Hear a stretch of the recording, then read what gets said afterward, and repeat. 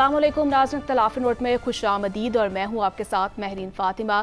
तो प्रोग्राम में हम बात करेंगे नवाज शरीफ साहब पुराने ज़ख्मों को बार बार कुरेद रहे हैं और कुछ सवालों के जवाब की तलाश में हैं। आज भी उन्होंने मरी में पार्टी रहनुमाओं से खिताब किया जिसमें उन्होंने कहा कि जो भी बड़ा काम पाकिस्तान में हुआ है उसके पीछे मुस्लिम लीग नून है और हक़ को हक़ और बातिल को बातिल कहना होगा। और इसके साथ साथ उन्होंने फिर एक बार कौम से गिला किया कि कौम को अब मवाजना करना चाहिए कि किसने मुल्क की खिदमत की और किसने उजाड़ा है। उनकी गुफ्तगू देख लेते।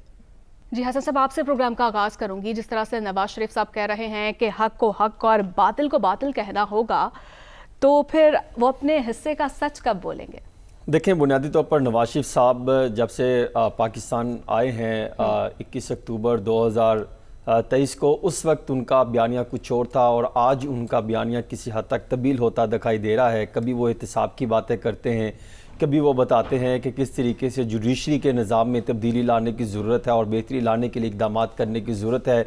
और एक वक्त था कि जब पीडीएम हुकूमत जब बड़े फ़ैसले करते थे और फिर महंगाई कहाँ से उठ के किस हद तक उरूज पर पहुँच गई, 38.9% तक जा पहुँची।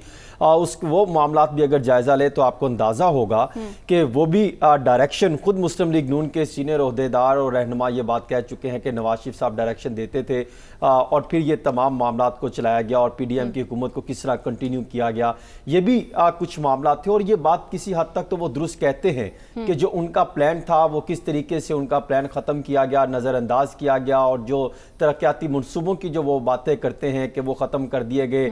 वो बात करते हैं मोटरवेज़ की, वो बात करते हैं कि हम किस तरीके से सरमायाकारी ला रहे थे। वो अपने दौर के उन प्रोजेक्ट्स की बात करते हैं जिसमें उन्होंने कामयाबी हासिल की थी। लेकिन कई सवालात जिनकी वो बातें करते हैं कि हमें उन सच और झूठ को झूठ जो है वो कहना पड़ेगा और हर चीज़ को सामने रखना पड़ेगा।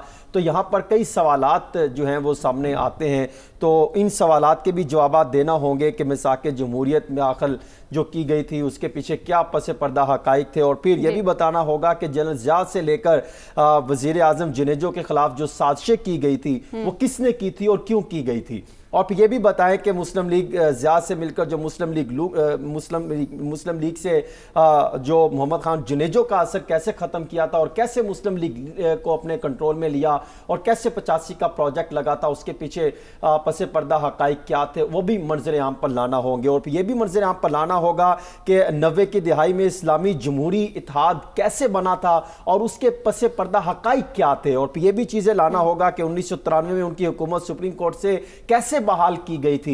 ये भी चीज उनको सामने रखनी होगी कि बेनज़ीर की 2 हुकूमतें गिराने में नवाज शरीफ साहब का कितना और क्या किरदार था। ये भी सच जो है वो सामने अवाम के लाना होगा।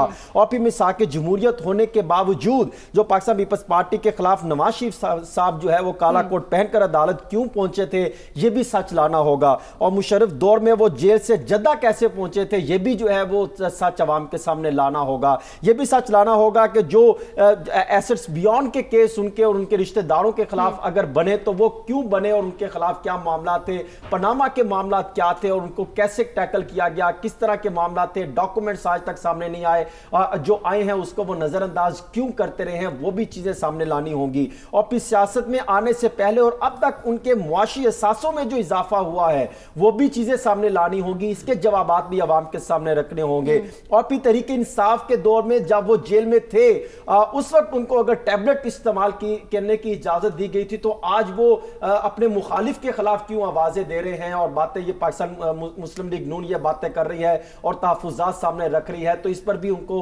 जो है वो सच आवाम के सामने लाना होगा कि उस वक्त उनके साथ कौन में जेल के अंदर आके मुलाकातें करते थे और किन मामलात को और कौन सी डील हुई थी कि जिसकी वजह से उनको बैरून मुल्क पाकिस्तान से लंदन जाने की इजाजत दी गई और कैसे 50 रुपए के जो है वो स्टाम्प पेपर पर उनके भाई अदालत गए, उनके पीछे कौन सी डील थी कि उस वक्त भी अदालत ने उनको सपोर्ट की और उनको बैरून मुल्क जाने की इजाजत दी गई थी। यह भी सच सामने लाना होगा कि पाकिस्तान में जब वो मौजूद थे तो प्लेटलेट्स कम हो गए और बैरून मुल्क पहुंचे तो वहां पे डॉक्टर्स ने कहा कि अब इनकी हालत बेहतर हो गई है, लेकिन वो سفر نہیں کر سکتے. یہ بھی عوام کے سامنے سچ لانا ہوگا کہ فارم 45 سے چلتی ہوئی 47 پر حکومت جا کر آ کری ہے, اور ان کے حلقے کس پوزیشن پر ہے, کیوں وہ اپنے حلقے کھولنے کی بات نہیں کرتے, کیوں ان کی صاحبزادی جو وزیر اعلیٰ پنجاب ہے ان کا فارم 45 ابھی تک الیکشن کمیشن آف پاکستان نے اپلوڈ نہیں کیا. اس کا بھی سوال جو ہے وہ ان کی طرف سے بنتا ہے کہ وہ اس پر بھی سوال اٹھائیں, اور اس پر بھی سچ الیکشن کمیشن آف پاکستان اور مسلم لیگ نون کو دینا ہوگا.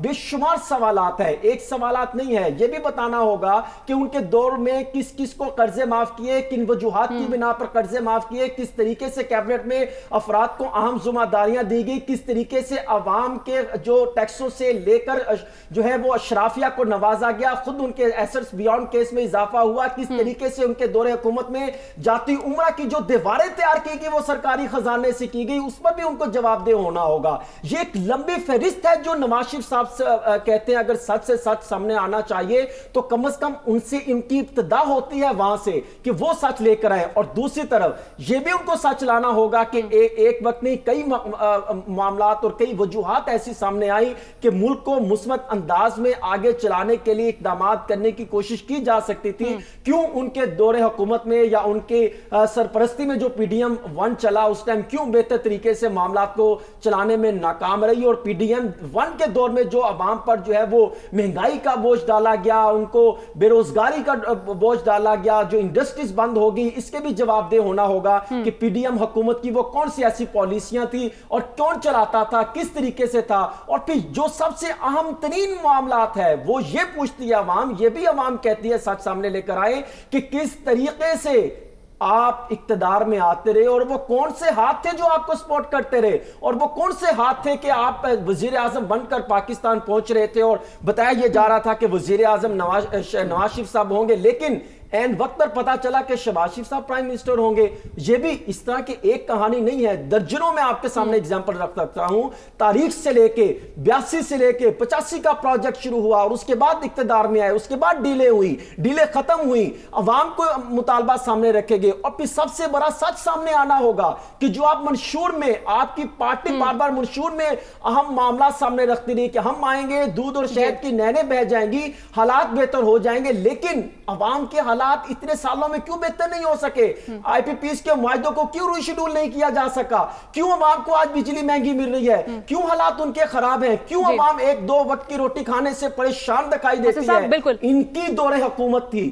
یہ معاملات ہیں جن پر ساتھ نواز شریف صاحب خود آغاز کریں, پھر دوسری نواز شریف صاحب جو گلے شکوے کر رہے ہیں ساتھ صاحب سے پوچھ لیتے ہیں. جی ساتھ صاحب سے پوچھیں. ساتھ صاحب, نواز شریف صاحب تو قوم سے گلے شکوے کر ہی رہے ہیں, لیکن اس وقت جو موجودہ سیاسی صورتحال ہے, کیا سیاسی تناؤ کو کم کرنے میں نواز شریف صاحب جو ہے کردار ادا کرنے کی پوزیشن میں ہیں؟ دیکھیے میرا تو خیال ہے کہ نواز شریف صاحب کسی بھی پوزیشن میں نہیں ہے. ہمارے دلوں کے وہ وزیر اعظم ہیں, رہیں گے, پہلے بھی تھے, لیکن وہ کسی پوزیشن میں نہیں ہے, نہ سیاسی کردار اس طرح کا مثبت ادا کرنے میں, نہ عوام کے ساتھ کوئی رول پلے کرنے میں. میں آپ سے پوچھنا چاہتا ہوں کہ آج جب نواز شریف صاحب نے کہا کہ اصل میں تو ظلم میرے ساتھ ہوا, تو آپ کے خیال میں پاکستان کے اندر کتنے لوگ ہیں جن کو اس بات کا یقین آ گیا ہوگا ان کی بات سن کے؟ آپ کسی ایسے شخص کی, پاکستان میں کتنے لوگ, تو میں نے زیادہ کہہ دیا, آپ مجھے پاکستان میں عدیل وڑائچ صاحب تو کیونکہ اپنی نبض رکھے ہوئے ہیں پاکستان کے دلوں کے سیاسی دھڑکن کے اوپر, تو یہ مجھے ایک بندہ آئیڈینٹیفائی کر دیں, حسن لاہور میں ہے, نون لیگ کے گڑھ میں ہے, ایک بندہ ایسا پروڈیوس کر دیں, پاکستان کے طول و عرض میں ایک بندہ ایسا پروڈیوس کر دیں جو کہے کہ نواز شریف صاحب کی تقریر سننے سے پہلے میرا خیال تھا کہ وہ غلط ہے, اب میں نے سن لیا, میرا خیال ہے یہ مظلوم ہے. کوئی ایک شخص اپنے گرد و نواح میں پوچھیں, اپنے محلوں میں پوچھیں, اپنے قصبوں میں پوچھیں, اپنے دوستوں یاروں کو فون کریں, کوئی واٹس ایپ گروپ میں چلا دیں, کوئی سوشل میڈیا پہ پوچھ لیں, کہیں پہ پوچھ لیں, ریگولر پوچھ لیں. آپ ہمارے دوست کچھ لاہور میں بیٹھے ہیں, کچھ اسلام آباد میں بیٹھے ہیں, ارد گرد جو آپ کے لوگ کھڑے ہیں, جو سٹاف ہے, جو کیمرہ مین ہے, جو باہر سڑک پہ ہے, جو دوست آ رہے ہیں, کسی سے پوچھ لیں. ایک پاکستان میں ایسا شخص مجھے دکھا دیں جس نے کہا ہو کہ آج صبح میرا خیال تھا کہ نواز شریف صاحب مظلوم نہیں ہیں, وہ بڑے غلط ہیں, پھر میں نے ان کی تقریر سنی, اب مجھے لگتا ہے نہیں نواز شریف صاحب مظلوم ہیں.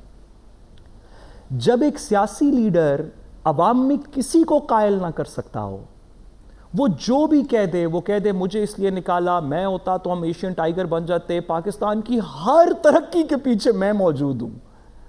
ایک سیاسی لیڈر میں اتنی خود پسندی ہو کہ وہ 85 سے 2024 تک کے پیریڈ میں وہ ریلیونٹ تھا سیاست میں. 85 سے پہلے نہیں تھا، پتہ نہیں 2024 کے بعد کیا ہوگا.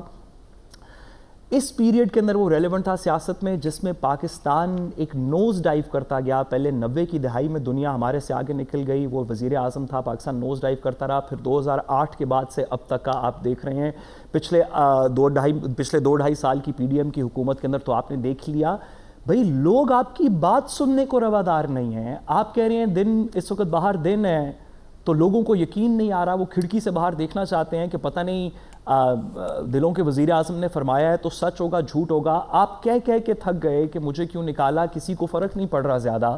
عوام کے آپ نے ووٹ دیکھ لیے. میں چیلنج کرنا چاہتا ہوں اپنے دونوں دوستوں کو، کیونکہ شاید میں غلط ہوں تو میں اس میں معذرت بھی کروں گا اور اپنی غلطی تسلیم کروں گا. مجھے ایک بندہ تو دکھائیں جو نواز شریف صاحب کی بات سن کے قائل ہوتا ہو.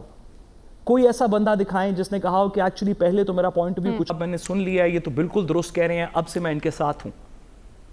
جب پاکستان میں ایک بندہ ہم ایسا نہیں جانتے تو ہم کیوں سیاست کے اندر ایک ایسی سنسنی پیدا کر رہے ہیں ایک ایسے شخص کے بیان کے اوپر جس کے اوپر کوئی قائل نہیں ہے.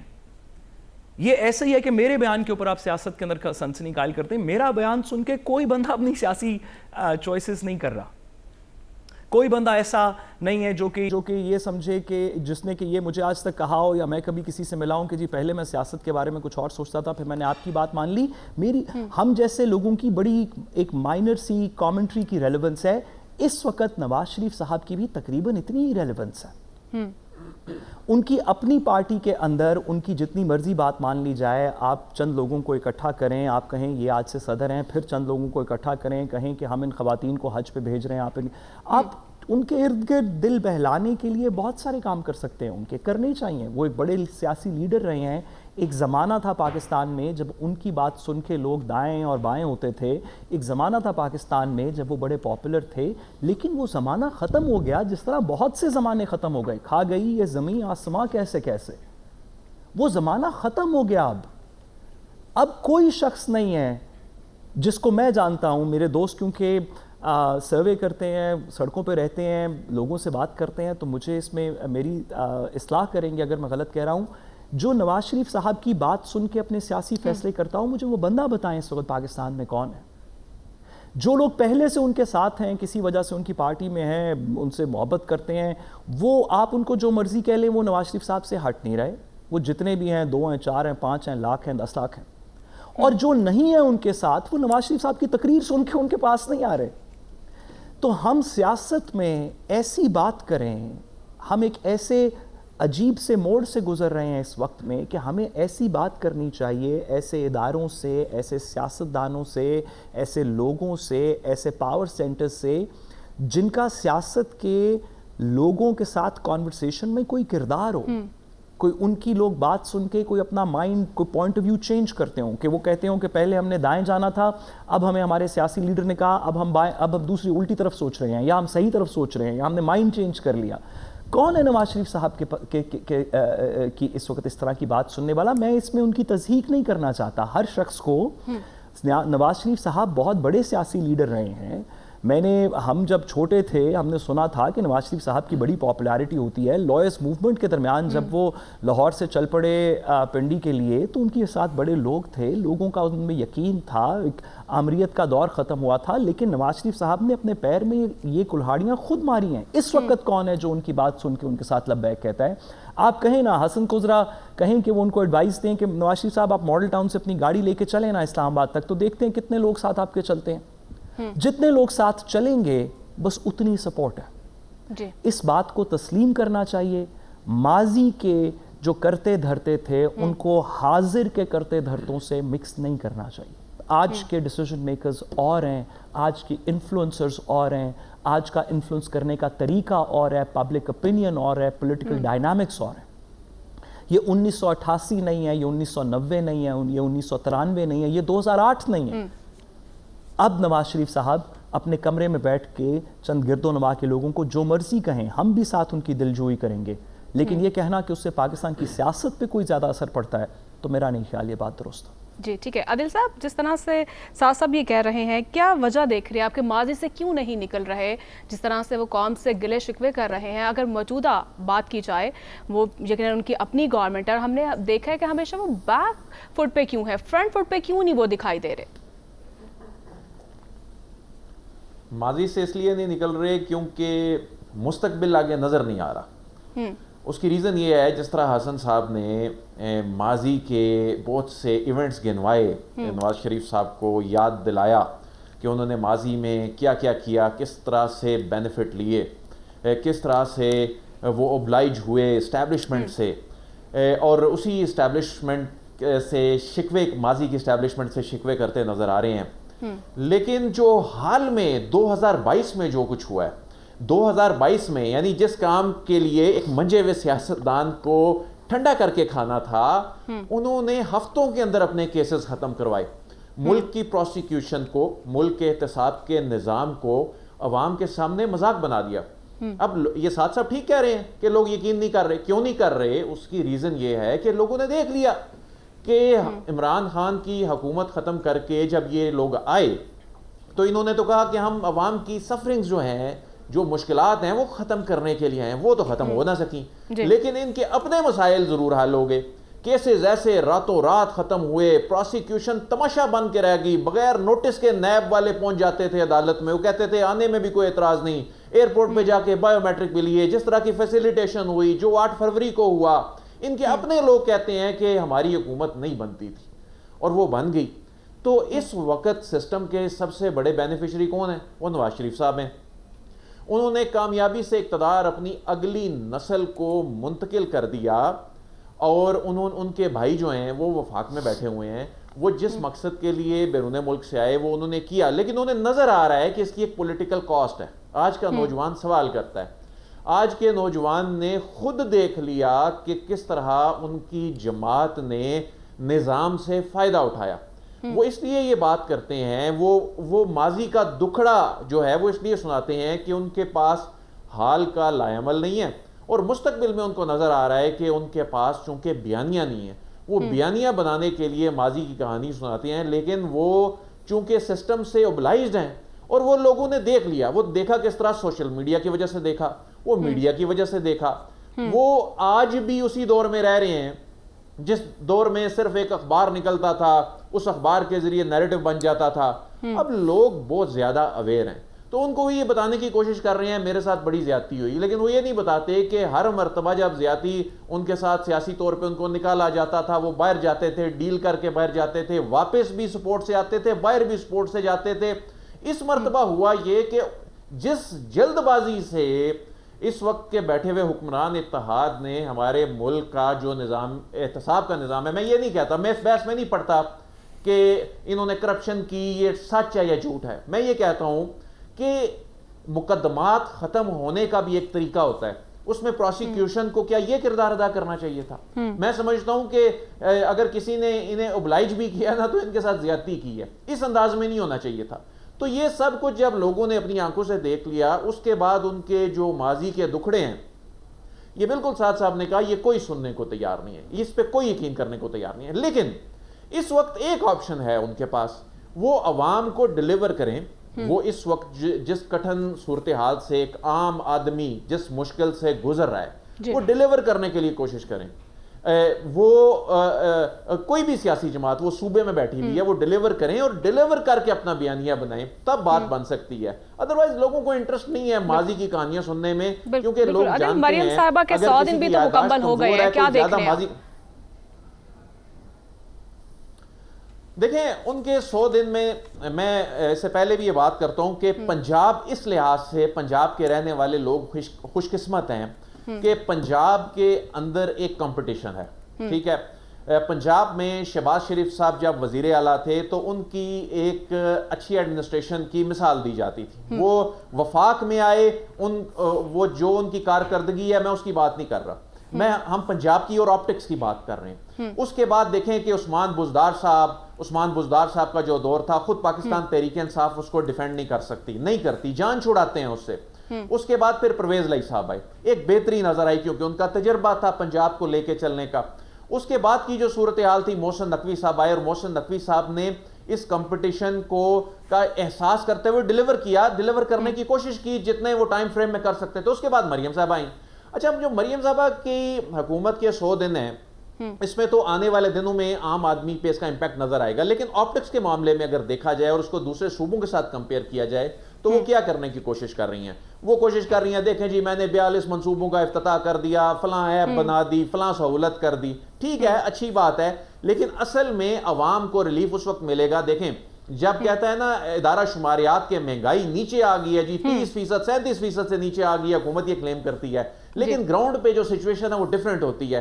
وہ یہ گورننس کی وجہ سے، وہ ان کی ایڈمنسٹریشن کی وجہ سے، یہ تمام صوبوں میں وہ کام انہوں نے کرنے. اب دیکھنا ہوگا کہ یہ 100 دنوں میں کاغذی کارروائی کی حد تک، اسکرینوں کی حد تک، سوشل میڈیا کیمپینز کی حد تک تو آپ نے چیزیں کر دی، لیکن یہ جو نمبرز ہیں، یہ جو نمبرز ادارہ شماریات کلیم کرتا ہے، اس کا ریلیف حقیقی معنوں میں اگر مہنگائی نمبرز میں کم ہوئی ہے، عوام کو ریلیف کیسے ملے گا؟ تو ان کو بیوروکریسی کو جو ہے وہ بہتر انداز میں عادل، گراؤنڈ ریالٹیز کیا ہوں گی یہ تو وقت ہی بتائے گا. اس میں ایک چیز اور ایڈ کر لیں. دیکھیں آپ نے 100 دن کا ذکر کیا، میں تو کہتا ہوں کہ 100 دن کی پرفارمنس بہت اچھی. حکومت نے وہ ایک پمفلٹ جاری کیا اور اس میں انہوں نے بکلیٹ جاری کی، میں دیکھ رہا تھا، بے شمار انہوں نے 43 منصوبوں کا آغاز کر دیا، فلا بڑے اعلانات کر دیے، بڑے بڑے دعوے، خوبصورت پھول بوٹے لگا کے بڑا زبردست انہوں نے کتاب تیار کی ہوئی ہے.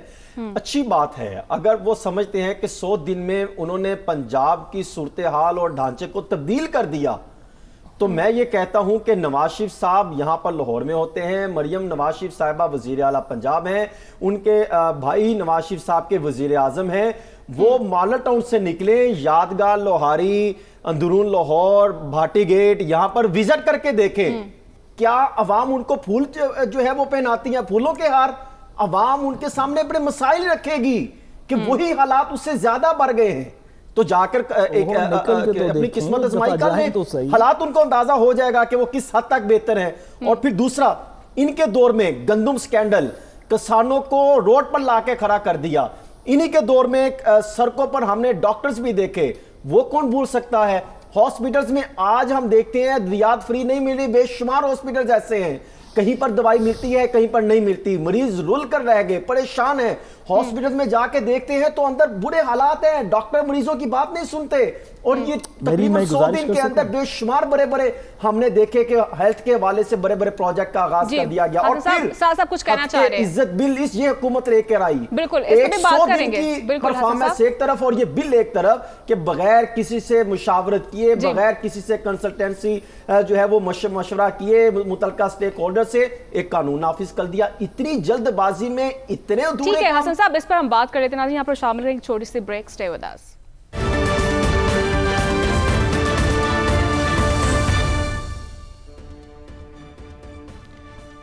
ویلکم بیک ناظرین. صاحب آپ کی طرف آؤں گی، معذرت مجھے بریک کی جانب بڑھنا تھا اور اپنا جو تھا جواب بھی مکمل کر لیجیے گا. اس کے ساتھ ساتھ جو ہے سوال آپ کے سامنے رکھ رہی ہوں میں، پنجاب ہتک عزت بل کو آپ کیسے دیکھتے ہیں، اور جلد بازی میں حکومت نے جو یہ قانون پاس کروایا کیا دیکھتے ہیں، اس کے پیچھے کیا وجوہات ہیں؟ دیکھیے، جو میں پہلے بات کر رہا تھا ایک جملے میں وہ کمپلیٹ کر سکوں اور پھر اس قانون پہ آتے ہیں. گزارش یہ ہے کہ پاکستان کا جو ڈیموکریٹک بیس ہے، جو جمہوری نظام ہے، جس کے لوگ سب سے بڑے پارٹیسپنٹس ہیں، وہ تبدیل ہو چکا ہے اور اس بات کو ریکگنائز کرنا چاہیے.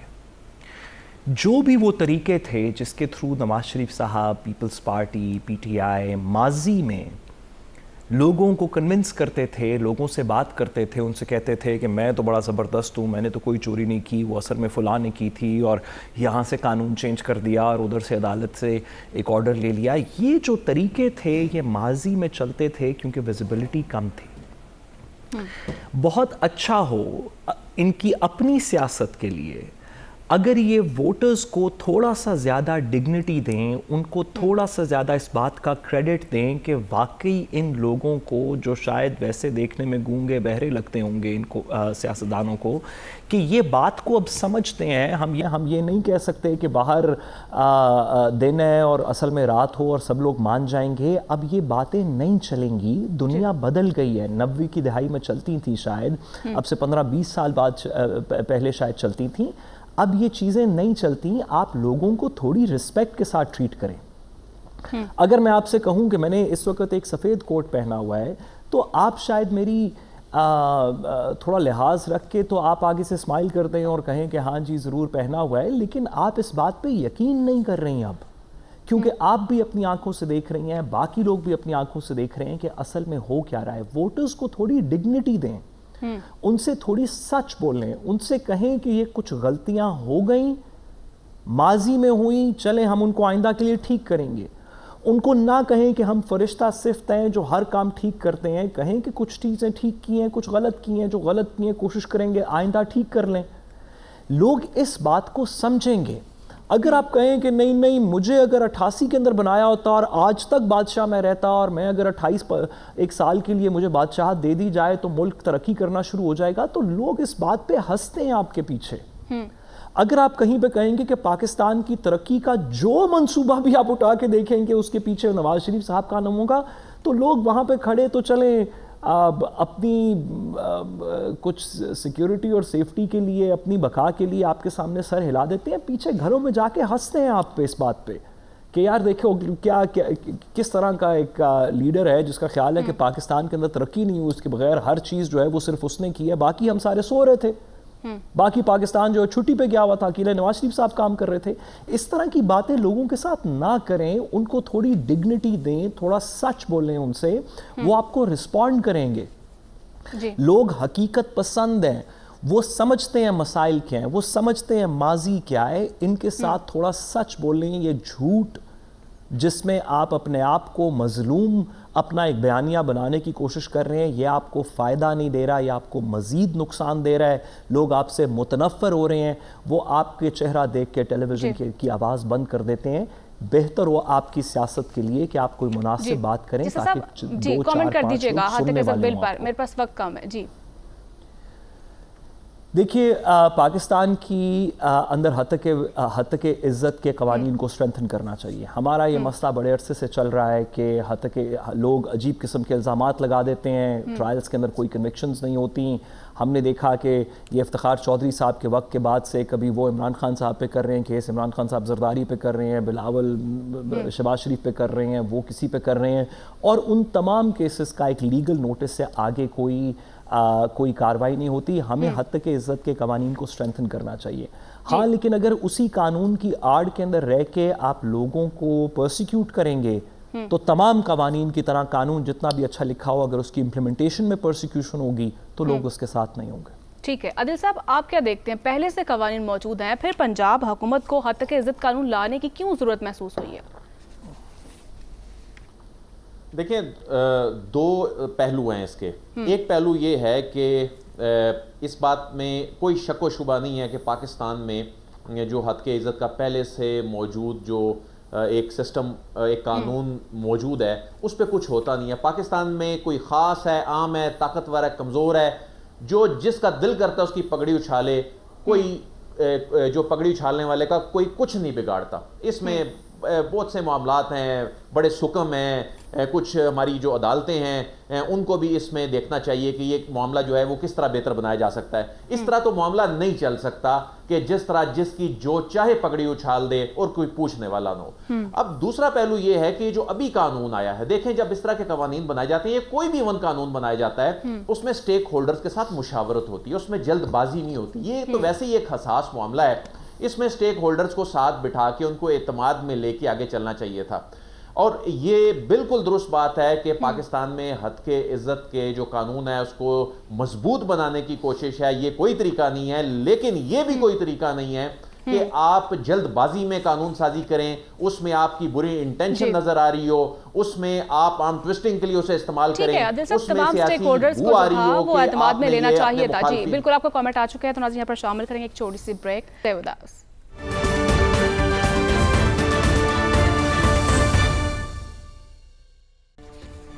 Welcome back. ناظرین صاحب، کیوں صحافیوں کے جو تحفظات ہیں کیوں انہیں دور کیا گیا؟ دیکھیں بنیادی طور پہ وہ کہتے ہیں نا جب بخشش سے اقتدار میں آتے ہیں تو عوامی مفاد میں قانون سازیاں تو نہیں ہوتی، اس میں کچھ ذاتی مفادات بھی ہوتے ہیں. ایسا لگتا ہے جس طرح جلد بازی میں قانون سازی کی گئی، کئی سوالات کھڑے ہو گئے. بلکہ وہ کہہ رہے تھے کہ کوئی سینئر بندے نے یہ جملہ بولا کہ ہم اتنے اچھے معاملات بھی ہم اتنی جلد بازی میں کرتے ہیں کہ پورے سسٹم پر سوالات کھڑے ہونا شروع ہو جاتے ہیں. اتنا اچھا کام بھی ایک آپ وہ کہتے ہیں نا بھنگ ڈال کے کرتے ہیں. اگر آپ نے اچھا کام کرنا تھا تو مشاورت کر لیتے، اس میں کوئی دوسری رائے نہیں کہ جہاں پر ایک سوشل میڈیا کا کنٹرول نہیں ہے. میں خود اس پر سوالات اٹھاتا رہا کہ سوشل میڈیا کا ایک کنٹرول ہونا چاہیے، کوئی کسی کی پگڑی نہ اچھال سکے، کوئی کنٹرول ہونا چاہیے. لیکن اس کا یہ طریقہ کار تو نہیں ہے کہ آپ ایک نظام عدلیہ کا موجود ہو اور اس کے پیرلل ایک نظام عدلیہ لا کے کھڑا کر دیں. اور اس میں کئی سوالات ہیں جیسا میں بھی دیکھ رہا تھا کہ جب پہلے ہی قانون حد کے عزت کے موجود تھے تو اس کے ساتھ ساتھ آپ نے دیگر قوانین، یہ قانون لانے کا مقصد کیا ہوا کہ اس میں آپ پرنٹ میڈیا بھی الیکٹرانک میڈیا بھی لے کر آ جائیں، یعنی آپ ہر چیز کو کنٹرول کرنا چاہتے ہیں. اور پھر کیسا ہو سکتا ہے کہ ایک جو ٹریبیونل کا ہیڈ کرے گا وہ سرکار اس کو اپائنٹ کرے گی، سرکار اس کی کارکردگی کو جانچے گی، اگر وہ کام ٹھیک کرے گا تو ٹھیک، اگر وہ ان کی بات نہیں مانے گا یا ان کے مفادات کو ملوث خاطر نہیں رکھے گا تو اس کو ہٹا دیا جائے گا، اس پر عدم اعتماد آ جائے گا. یہ کیسے قانون سازی کی گئی ہے؟ ابھی سعد رسول صاحب یہ فرما رہے تھے اور بڑا اچھا انہوں نے بات کی کہ حد کے عزت کا قانون آنا چاہیے، لیکن وہ ایکسپرٹ ہیں، میں انہی سے رہنمائی لینا چاہتا ہوں کہ سعد رسول صاحب اتنی شکے جو متصادم ہیں، جو آئین کے متصادم ہیں، اس پر آپ کی کیا رائے ہے؟ میرے پاس وقت کم ہے، بالکل جو آزادی ظاہر رائے کو دبایا نہیں جاتا، تو اس کے ساتھ ہی جو پروگرام کا وقت ہے وہ بھی ختم ہوا چاہتا ہے. مجھے اجازت دیجیے، کل آپ سے ملاقات ہوگی. اللہ نے کے بعد.